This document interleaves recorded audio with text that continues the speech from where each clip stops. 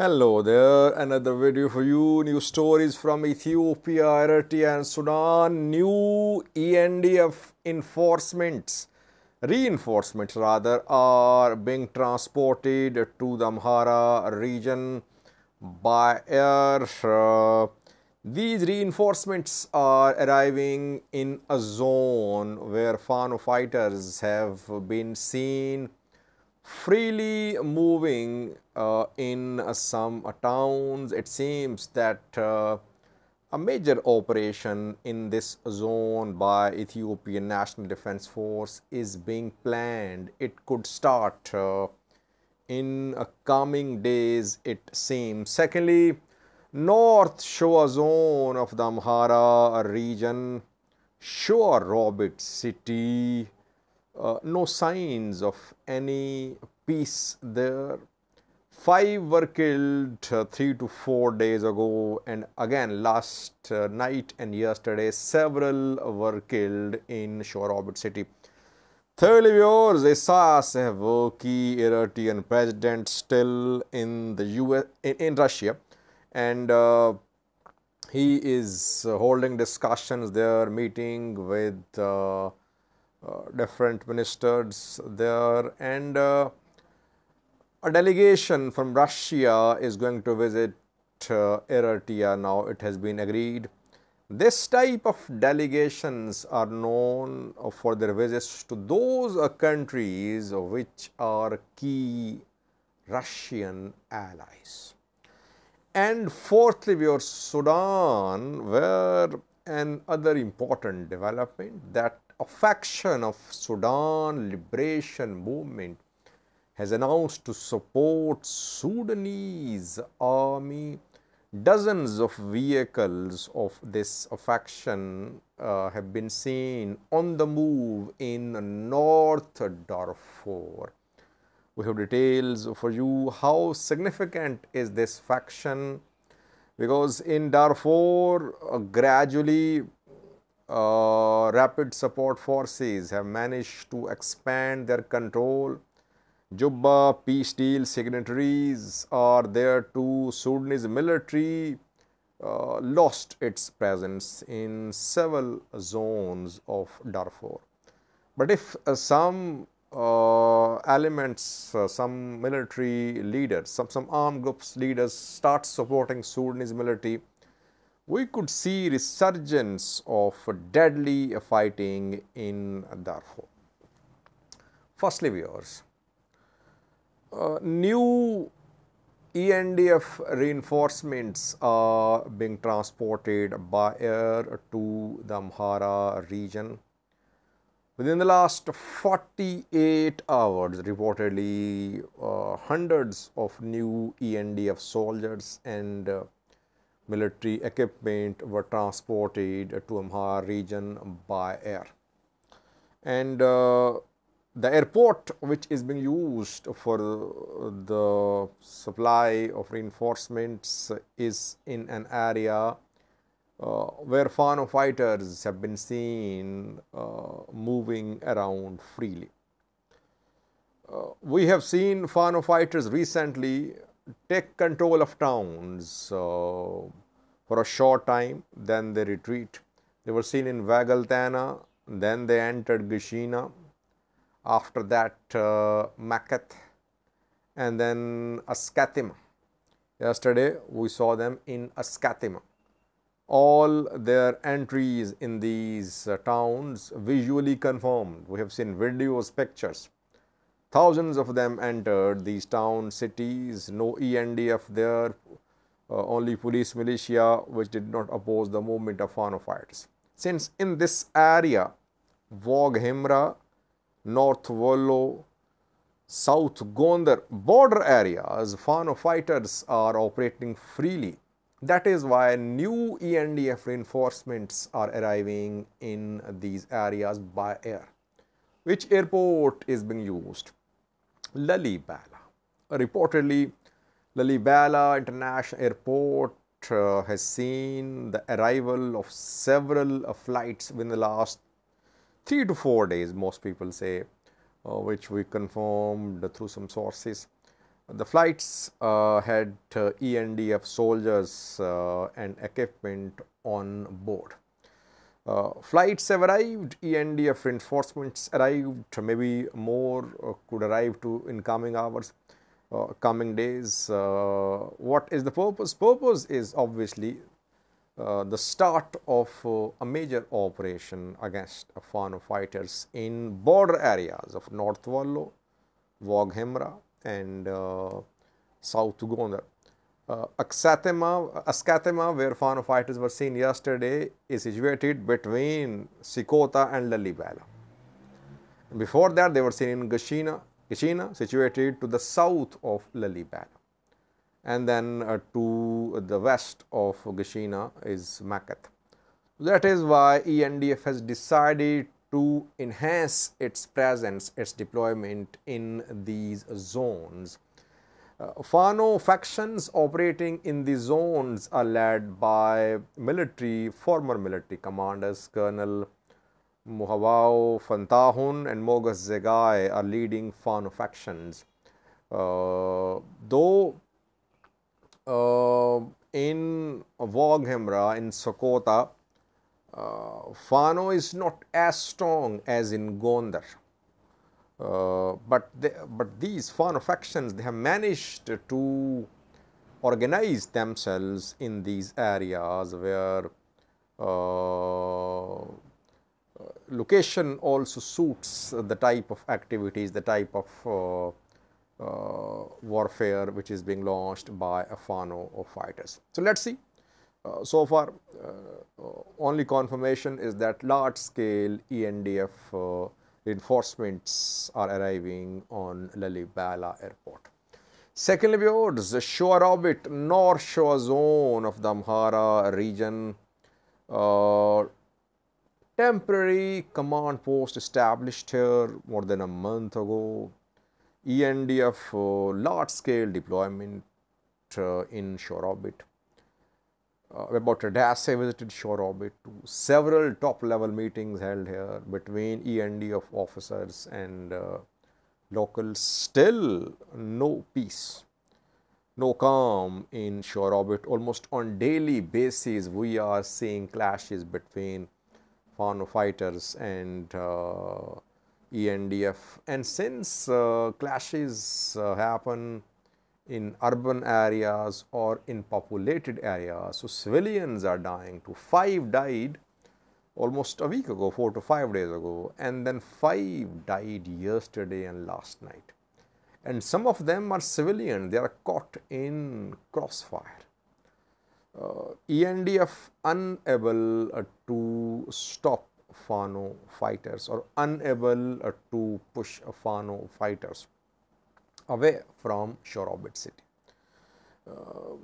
Fano fighters were not based in Shewa Robit. When ENDF arrived in Shewa Robit and North Shore a few weeks ago rather, Fano fighters retreated towards mountains, forests. Then they regrouped themselves and they started ambush-style attacks. And gradually, then they started penetrating Shewa Robit and other cities. They carried out attacks on Shewa Robit police officials. Shewa Robit security chief was assassinated allegedly by Fano fighters. So gradually they started carrying out attacks in Shewa Robit. Now what we are seeing is that it's not that fighting is in countryside, in mountains, forests. No, rather Shewa Robit, in Shewa Robit town, clashes between Fano and ENDF being reported. That is why there is almost curfew-like situation in Shewa Robit. People are unable to move out because if they move out of their houses, they can be caught in crossfire. It's urban warfare, you can say. Another step by a Fano fighters taken, that from mountains, forests, they're trying to take this war to town, cities, but the main purpose is to attack ENDF convoys, police, militia members, ENDF bases, government offices. They don't want to control town, cities, but they want to ensure that city governments, local governments are paralyzed. and ENDF is not in a position to launch major offensives. That ENDF is not in a position to move freely. That is why they keep on attacking ENDF and government institutions in towns and cities. Thirdly, viewers, Eritrean president still in Russia. Last night he was in Russia, extended visit. He arrived in Russia a day before the start of Russia-Africa summit. He's still there. Unlike PM Abiy was seen just on day one, then he vanished. I think he has returned to Ethiopia. Isaias Afwerki is still in Russia. He was there last night and holding extended discussions with Russian government officials. He had a meeting with Russian Ministry of Science officials, and yesterday he was taken to a helicopter repairing plant. He was taken there by Deputy Speaker of lower house of Russian Parliament, and Russian Parliament called Duma. Representatives visit only those countries which are close to Russia, North Korea, Iran, etc. Those countries which are at the loggerheads with the US, those which are US rivals. A top Duma delegation, Parliament's delegation, will visit Eritrea. It was announced by Duma representatives yesterday. So another indication of growing Russia-Eritrea relations, that Eritrea is being seen now as a key ally by Russia. And when Isaias Afwerki talked to Putin and he lectured Putin about the need for a new world order, he used the pronoun we several times. We should do this, we should do that, we should stop, we should. So he was owning the new world order. He was asking Putin to take the lead. That Eritrea, though small country, was behind Putin. He several times used the pronoun we. So I think Isaias Afwerki has won Russians' hearts, Russian government officials' hearts. Free wheat, weapon deal on the cards, I think. And I think Eritrea could get weapons on reduced prices, it seems. That is why Eritrea wants to exploit this situation when Russia is favorable towards Eritrea, that Eritrea wants to sign some sort of arms deal with Russia. I think Russia would give concessions to Eritrea about the prices of weapons likely to be sold to Eritrea. And Isaias was the most vocal African leader at Russia-Africa Summit. I did a video yesterday, day before yesterday, when he asked Putin to lead humanity on this historical mission. Let's see. Is Isaias going to get only free wheat and arms for Eritreans, or will he get something which is going to, which could change the lives of common Eritreans? Any industry, any technological cooperation? Let's see. So far, it seems that Russia-Eritrea relations getting stronger. Maybe Russia could also increase its presence in Eritrea in the form of naval base too in Massawa. Russia has been interested in having a naval base in Sudan or Eritrea.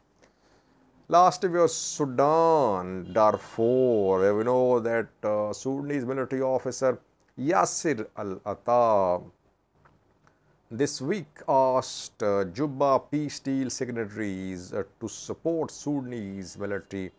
Juba peace deal signatories mostly have remained neutral in this war. In Darfur, that is why we are seeing that Sudanese military is losing its positions. Rapid support forces expanding areas under their control, and peace deal signatories are there, but they are in control of their territories. So they are not supporting RSF or Sudanese military. But things could change. One faction has decided to support Sudanese military. Sudan Liberation Movement has announced to support Sudanese military. More than 100 vehicles of Sudanese Liberation Movement have been seen on their way around 100 kilometers away from Al-Fashir, North Darfur, towards Jabal Mara. This faction of Sudan Liberation Movement is led by Abdul Hadi Al-Noor. Sudan Liberation Movement, I think, has two factions. One is led by Mini Minawi, who is the governor of Darfur. His forces are based in Al-Fashir. And the other faction is called Al-Noor Group, led by Abdul Hadi Al-Noor. This faction has announced to support Sudanese military. It has mobilized its forces.